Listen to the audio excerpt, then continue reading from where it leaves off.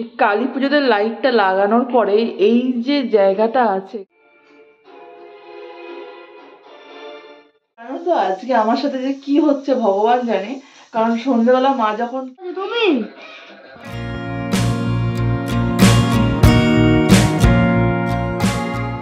Good evening everyone, welcome back to the channel and brand a new blog. আজকের ব্লগটা আমি evening থেকে start করছি। তার কারণ সকালের দিকে মানে শরীরটা বলো এত ম্যাচ করছিল, আর ব্লগটা স্টার্ট করতে ইচ্ছা করলো না। আর এখন সন্ধ্যেবেলা মা বানিয়েছে পায়েস, তো এখন পায়েসটা নিয়ে জাস্ট ওপরে এসেছি। আর এখানে এসে দেখো এখানে এদের সমাগম হয়ে গেছে। এখানে গরম আছে বাবু, নিচে বসো, নিচে বস, নিচে বস, পড়ে যাবে, কাঁচের বাটি আছে। তো চলো ব্লগটা এখন থেকে স্টার্ট করছি, তোমরা দেখতে থাকো, আশা করছি ভালো লাগে।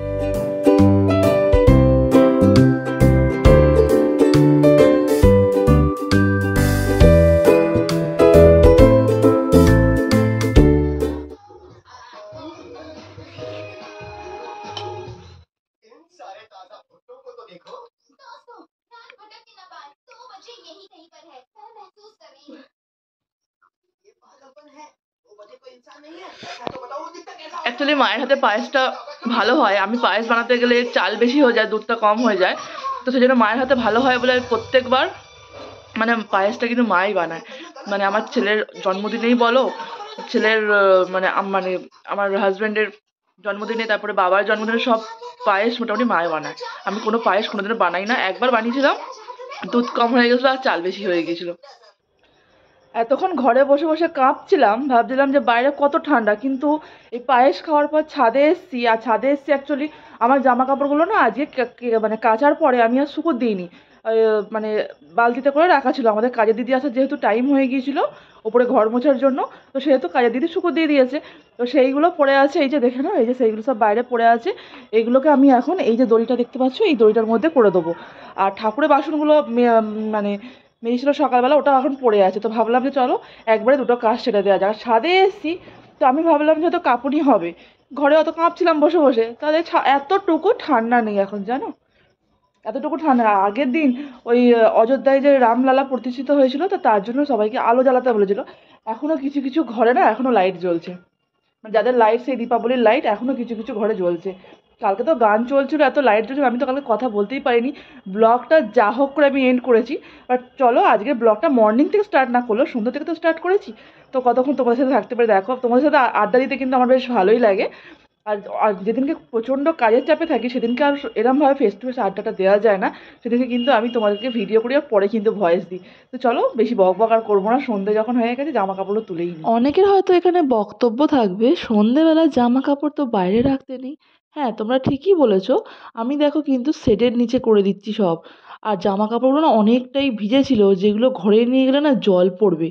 আর আমার ছেলে যেহেতু দৌড়াদৌড়ি করে, আর আমি ঘরে নিয়ে গিয়ে অপ্রস্তুতে ফেলতে যাই না কাউকে আবার।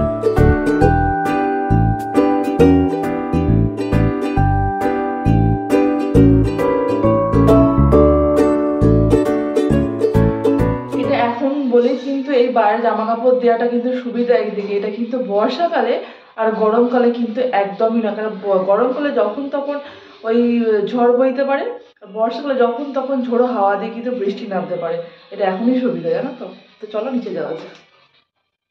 এই কালী পুজোতে লাইটটা লাগানোর পরে এই যে জায়গাটা আছে এখানে, এই গ্রিন কালারটা, এখানে যে লাইটটা আমি লাগিয়েছি না, এই লাইটটা সেট আপের পরে এই লাইটটা সত্যি কথা বলতে আর খুলতে ইচ্ছা করছে না। তার কারণ হচ্ছে মানে এই গ্রিনের ভেতর থেকে খুব সুন্দর সেট আপটা হয়েছে, মানে এটা আপাতত আমার খুলতে ইচ্ছা করছে না। পুরো মনে হচ্ছে না সেই মনে হচ্ছে কোনো সেই কী বলবো, কোনো পার্কে যেরকম লাইট দেওয়া থাকে, তো সেরকমই ঠিক লাগছে দেখো। যার জন্য এই লাইটটা না আমি এই যে আমাদের বেসিন আছে, বেসিনের এই লাইটটা আমি একদমই খোলার চেষ্টা করছি না। যদি ধুলো পড়ে আই হোপ ওপর থেকে ঝেড়ে দেবো আমি, বাট লাইটটা খুলবো না। খুব সুন্দর লাগছে পুরো ভেতরে ভেতরে লাইট।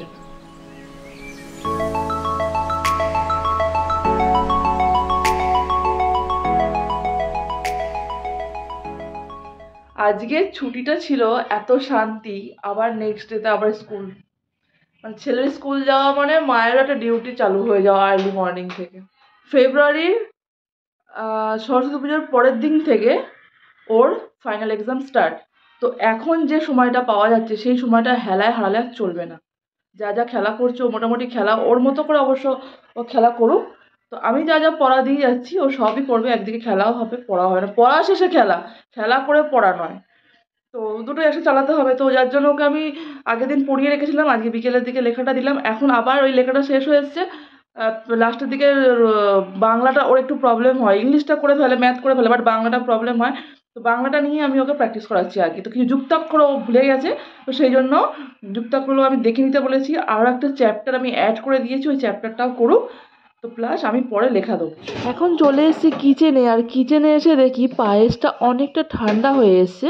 তো ভাবলাম যারা যারা খাওয়ার তো খাওয়া হয়েই গেছে, রাতের দিকে বরঞ্চ আর কাউকে দেবো না, নেক্সট ডে মর্নিংয়ে পায়েসটা দিয়ে কিন্তু একটা ভালো টিফিন হয়ে যাবে।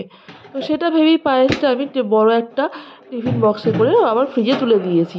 আর এইদিকে সকালের দিকে ভিজিয়েছিলাম মটর, মানে ঘুগনি করার জন্য, তো সেটাও আমি জলটা ছেঁকে নিলাম। এখন মটরটাকে আমি প্রেশার কুকারে দিয়ে কুক করে নেবো। তো চলো, আর আমি এতে কোনো রকম সোডা ইউজ করবো না, কারণ হচ্ছে সোডা খাওয়া শরীরের পক্ষে খুব একটা ভালো নয়। তো আমার খুব দরকার না হলে আমি ইউজটা করি না একদমই। জানো তো আজকে আমার সাথে যে কি হচ্ছে ভগবান জানে।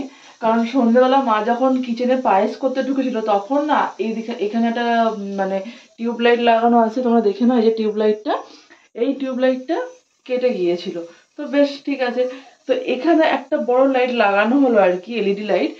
সেটা আমি এসে দেখি এখন, মানে মাঝখানে 2 ঘন্টা গ্যাপ ছিল হয়তো, তো আমি এসে দেখি যে লাইটটা কি খুলে পড়ে গেছে, যে লাইটটা লাগানো হয়েছিল নেক্সট বার, তো সেটা খুলে পড়ে গেছে। তো আমি আবার লাস্টে কি করলাম, লাস্টে আবার আমি নিজের মতো করে লাইটটা সেট করলাম, দেখো, এই দেখো, দেখতে পেয়েছো? এবার আমাকে করতে হবে কি, এবার বাইরে থেকে দেখি বাবা বললো যে একটা লাইট এনে পরের দিন আমি লাগিয়ে দেবো। আমি হ্যাঁ, এবার কিচেনে বড় লাইট না লাগালে ক্যামেরা করতে প্রচন্ড প্রবলেম হয়। আর এই মুখের সামনে দিয়ে লাইট করে অনেকে দেখে ভিডিও করে, আমার তো মানে মুখের সামনে লাইট রাখলেই নাকি একটা প্রবলেম হয়, পুরো মুখটা না পুরো সাদা লাগে যেন একটা। তো যাই হোক, কি করা যাবে। এদিকে আমার ঘুগনির কড়াইটাও সেদ্ধ হয়ে গেছে, এই যে ঘুগনির কড়াইটা তো সেদ্ধ হয়ে গেছে। আজকে রান্নাঘরের লাইটটা একটু কম পাবে তোমরা। আর তো এই টক দইটা ছিল ফ্রিজে, সকালে সুরজিৎ নিয়ে এসেছিল, সকালে মানে ওই দুপুরবেলা যখন ও লাঞ্চ করতে আসে তখন নিয়ে এসেছিল। তো মা বললো এটা এখন বার করে রেখে দিতে, এই প্রত্যেকদিন রাতের ডিনারে যদি এরকম একটা টক দই পাওয়া যায় খাবারের শেষে, কিন্তু খাবারটা হজম করতে কিন্তু খুব ভালো সাহায্য করে, জানো তো। যদিও ঠান্ডার সময় না খাওয়াটাই বেটার। আমি তো আগে যখন উদয়পুরে থাকতাম, রাজস্থান উদয়পুর, তখন ওখানে প্রত্যেকটা দিন রাতেই কিন্তু আমরা টক দই খেতাম, মানে আমি, ছেলে, সুরজিৎ সবাই খেতাম। বাট এখানে এসে খাই, বাট একটু কমে গেছে, শীতকালটা কমে গেছে। যেমন আজকে যেরকম নিয়ে এসছে, এটা আরও 1 সপ্তাহ পরেও নিয়ে এসছে, 1 সপ্তাহ আগে নিয়েছিল আবার 1 সপ্তাহ পরে নিয়ে এসছে। এখন বানাবো ঘুগনিটার, বাবা গেছে ওদিকে ফুচকা নিয়ে আসতে। আমি বললাম টক জল আনার দরকার নেই, তুমি বরঞ্চ ফুচকা নিয়ে আসো, তো ড্রাই ফুচকা খাবো এখন। বাবা আসুক, নিয়ে আসতে গেছে। আজকে মায়ের ঘরে বসে একটু ভিডিও করার সুযোগ পাচ্ছি, কারণ এই যে বেডটা দেখছো, এই মা প্রত্যেকটা দিন এই টাইমে শুয়ে থাকে, মানে ঘুমানোর টাইম তো, কারণ মা তো ভোরবেলা ওঠে, ওই দুপুরবেলা হয়তো একটুখানি শোয়, মানে দুপুর ওই 4:30 বিকেলের দিকে বলতে গেলে 4টে 4:30 সময় একটু শোয়। আর এই রাত্রিবেলায় 8:30 মতো হবে, 8টা 8:30 হবে, মা ঘুমিয়ে যায়। আবার রাত্রিবেলা 11টা 11:30টার সময় উঠে ডিনার করে, ভাবতে পারছো? এইসব ডিনারের চক্করেই না মাঝখানে শরীর খারাপ করেছিল একবার। তো যাই হোক, এই আজকে নেই বলে আজকে টিভির ঘরে আছে, সিরিয়াল দেখছে বসে বসে।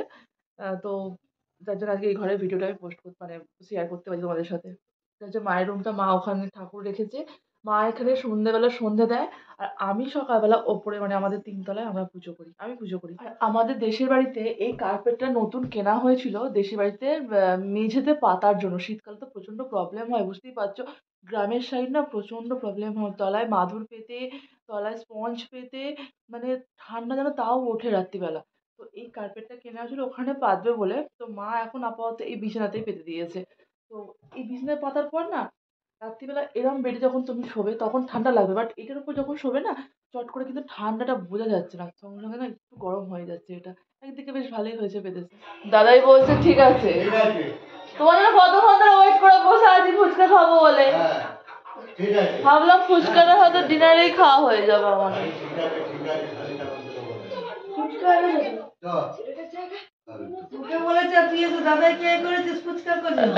আমি ওকে বলেছি ফুচকা খাবো বলে। জল আনোনি তো? জল জল খাবো না বললাম। তুমি হ্যাঁ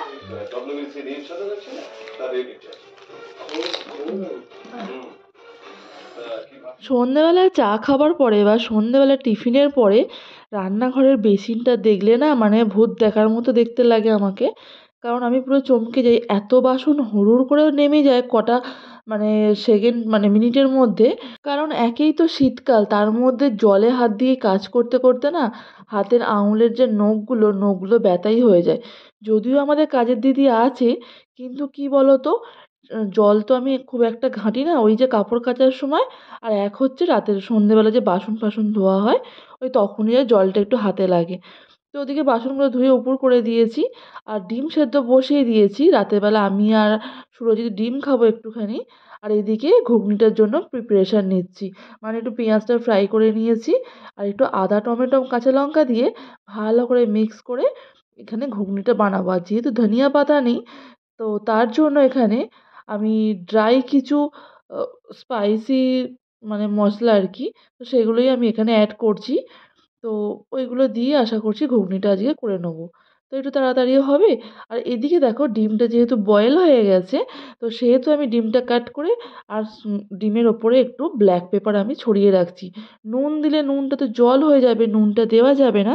তো সেই জন্য একটু হালকা করে একটু ব্ল্যাক পেপার অ্যাড করে রেখে দিচ্ছি। আর সুরজিৎ যে দই নিয়ে এসেছিলো, তো ওই দইটাকেও আমি এখন একটুখানি টিফিন বক্সে করে ঢেলে রেখে দেবো। তো হয়ে গেল আমার কাজ, আর এদিকে ঘুগনিটাও ফুটে গেল, এদিকটা অলরেডি ফুটে গেছে। তো চলো, আজকের মতো ডিনারটা রাতেরবেলা বানানো কমপ্লিট। আর প্রত্যেক দিন ডিনার বানানোর পরে আহ, রান্নাঘরটা কিন্তু আমি ক্লিন করে রাখি, দেখতে পাচ্ছ। আর তাওয়াটা গরম আছে বলে, আর কাপড়গুলো না ভিজে গেছে, তার জন্য তাওয়াটার উপরে রেখেছি, শুকিয়ে যাবে। আর রান্নাঘরটা দেখো, আমার পুরো রান্নাঘরটা কিন্তু ক্লিন হয়ে গেছে।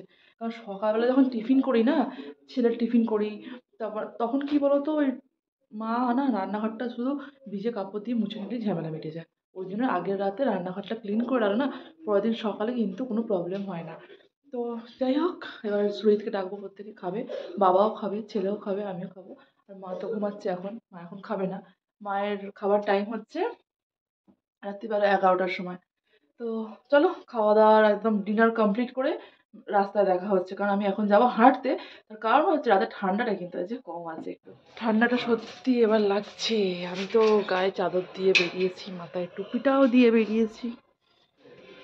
একদিন ও আগে বেরিয়েছে আমাকে ডাকে, আজকে আমি আগে বেরিয়েছি, আজকে ওকে ডাকছি। আর ছেলের খাওয়া হয়নি, ছেলে এখনো খাচ্ছে বসে বসে, কারণ ওর আবার খেতে টাইম লাগে একটুখানি।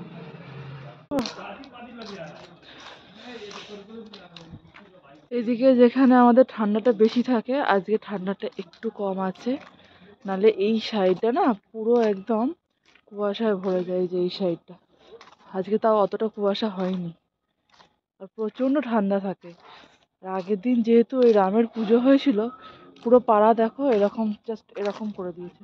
এই যে পুরো পাড়াতে এরকম সব পতাকা টাঙিয়েছে ছোট ছোট টাইপের। বাড়ি এসে গেছি অনেকক্ষণই, বাট ভিডিওটা শ্যুট করা হয়নি, মানে শেষ করা হয়নি ভিডিওটা আর কি। তো আসার সময় দেখলাম যে রাস্তায় একটা বড়সড় অ্যাক্সিডেন্ট হয়েছে, আমাদের গলির বাইরেটা একটা বড়সড় অ্যাক্সিডেন্ট হয়েছে। তারপর সুরজিৎকে পাঠালাম দেখার জন্য, আমি আর যাইনি, কারণ এই নাইট ড্রেস পরে নিশ্চয়ই রাস্তায় যাওয়া যায় না, তো যাইনি যার জন্য। তো চলো বন্ধুরা, আজকে ভিডিওটা আমি এখানেই শেষ করছি। ভালো লাগলে প্লিজ একটা লাইক কমেন্ট করবে। তোমরা কিন্তু অনেকে লাইক করছো না, ভিডিও দেখছো বাট লাইক করছো না। প্লিজ আমার চ্যানেল মানে ভিডিওতে একটা করে লাইক করে দিও। আর কিছু প্রশ্ন থাকলে, কিছু জিজ্ঞেস করা থাকলে কিন্তু প্লিজ কমেন্ট করো। আর আমার চ্যানেলটাকে বেশি বেশি করে সাবস্ক্রাইব করো।